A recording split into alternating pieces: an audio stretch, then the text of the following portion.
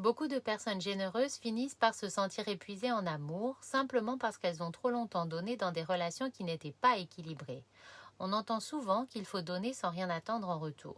Oui et non, car lorsqu'on donne vraiment, cela devrait effectivement venir du cœur, sans calcul ni attente. Mais dans une relation saine et équilibrée, il existe toujours un mouvement naturel entre donner et recevoir. L'attention circule, l'énergie circule, l'investissement circule. Personne ne devrait avoir à traverser des océans en permanence pour quelqu'un qui ne serait pas à franchir une simple flaque d'eau. Quand l'équilibre disparaît, la relation finit presque toujours par s'épuiser, parce qu'à force de trop donner sans recevoir, on se vide peu à peu. On doute de sa valeur, on se sent invisible et la confiance s'abîme.